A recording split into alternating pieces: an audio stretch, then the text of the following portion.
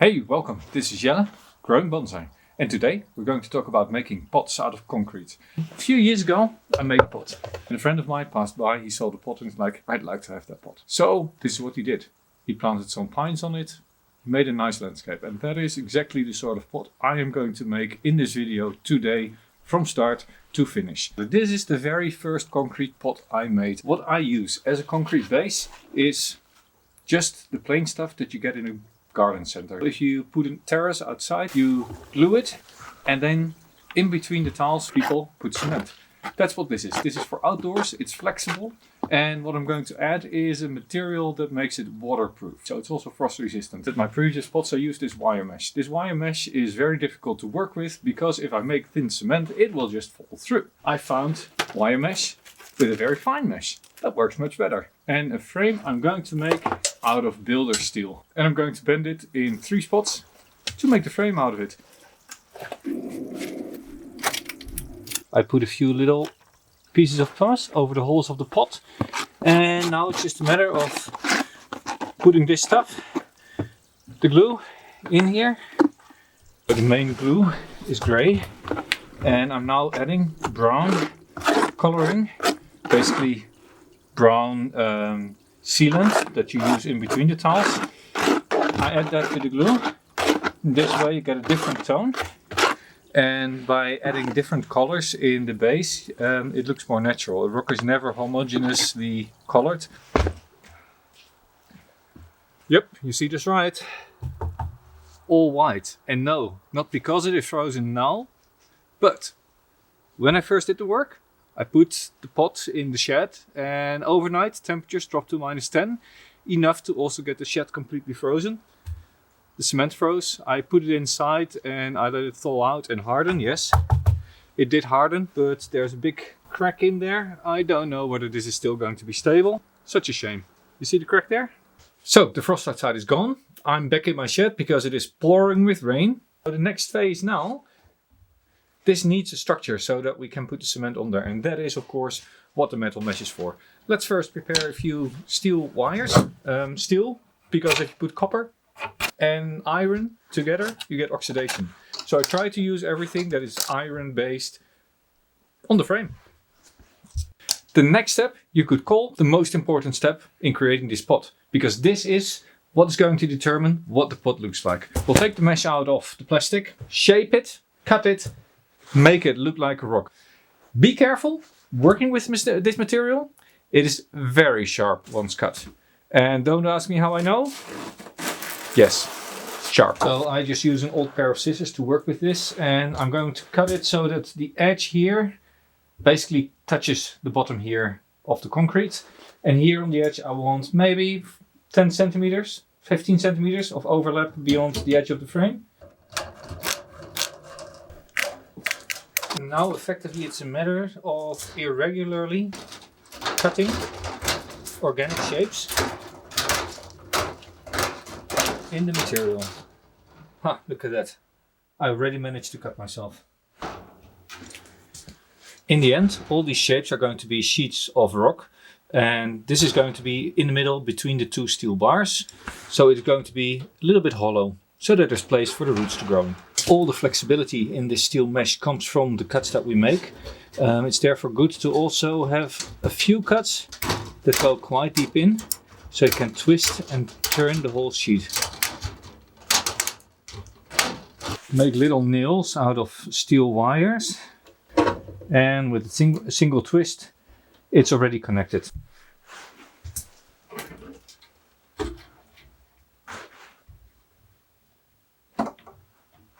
This is one of the spots that I cut quite deep, and I can now take this end and move it below the frame.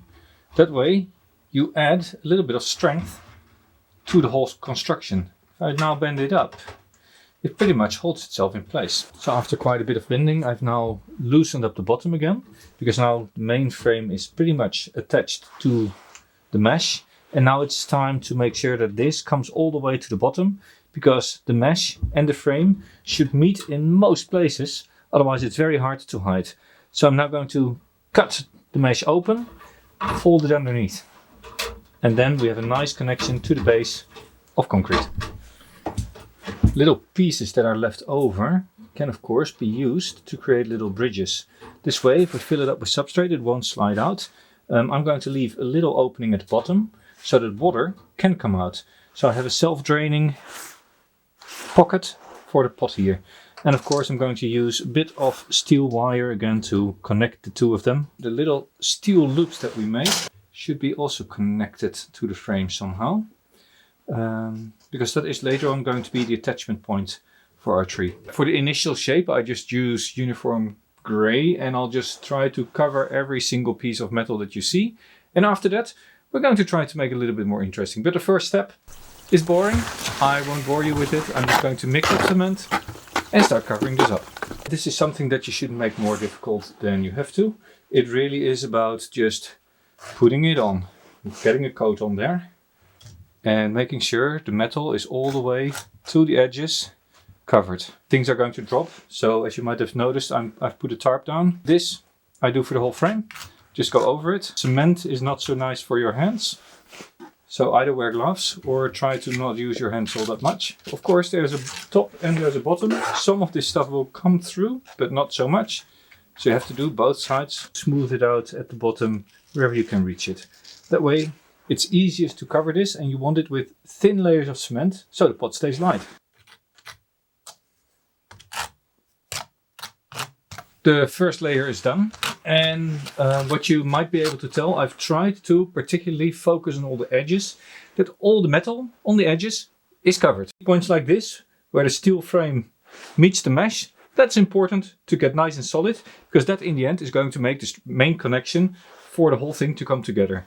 Right now it is all very flexible, everything can still move.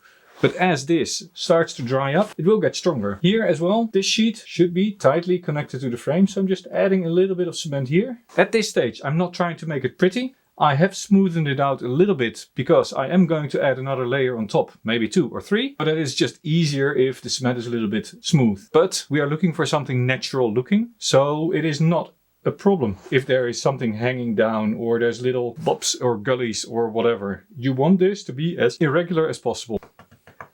Next to that, what I've done, I've here at the bottom also covered again with a layer of cement, and I've pushed that over the edge. That will break the straight line from the form that I used beforehand. Now I'm just going to let it sit here for maybe 24 hours. So the rock has now hardened, and it is still not completely through, but it's hard enough to work on. And I've prepared a brown and a black cement. As you can see, I am just using the spatula for both colors. That way you get nice mixed patterns on the rock. The edges are important. We want the frame to be as light as possible, but still the edges are fragile. So I'm going to add a bit more on the edges than on the middle. This is really where the artistic side of you comes in. You have to decide how you like it. Make sure, as before, that you use both the top and the bottom of the frame. At this stage it is nice to actually have points dripping, hanging down, and having a bit of structure. So don't try to get it too smooth. Do pay attention that connection points like this one here are well covered and are very stable and don't look like just a round bar anymore. Be creative. I'm not, so yours are probably going to look better than mine, but do be creative, right? So making the cement slightly runny helps in actually getting a nice pattern. The black one is a little bit too thick, but the brown one is nice and thin and runny and helps to create interesting shapes. One way to get a sort of natural look on the top is by taking quite thin cement, putting it on the edge, and then just pushing it out a little bit. And you see how you get these little lines in your cement that looks like it's molten lava. So at the bottom you can just tap with quite liquid cement, and that way you remove every pattern that you have of the spatula, and instead you get tiny little points hanging down. So to create a natural looking effect, I'm not doing everything in a organized way. I am just going through and I'm doing something on the left, something on the right, something on the top, something on the bottom.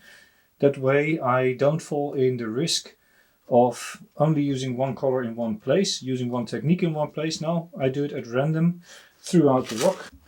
ever again. I use these tiny little balls and I make a bit of cement. I smear a little bit on in different colors, let it dry out a little bit again, and that afternoon or the next day, pick up and continue doing this. As before, the edges should be as natural as possible, but of course the areas where you're going to put substrate, they can be as smooth as you want. So here you can just smear it quite thinly over it, and then only at the edges start paying really attention to roughness, coarseness, thickness, adding a little bit here and there.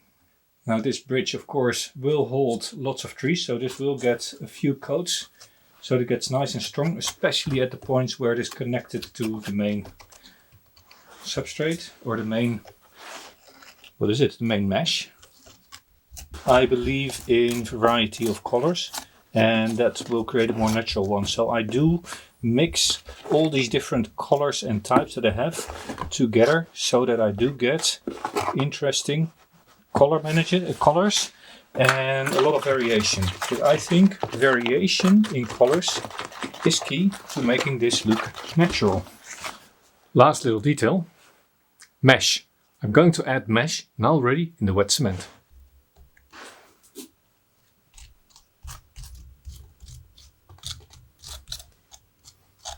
So the last little bit of cement is on for now. This has cost about 4 hours of smearing cement. The weakest point of a structure like this is of course the angle, because the more weight you put here, the more stress there'll be in the lower corner. So what I've done is I've put a bridge here and I've put another bridge there of the old metal mesh, glued it in place in the hope that the more tension we put on the top, the more strength this will give to the whole structure. Effectively, it's never going to be as stable as a pure solid structure. Should be enough though, worked last time. I'm going to let it dry out.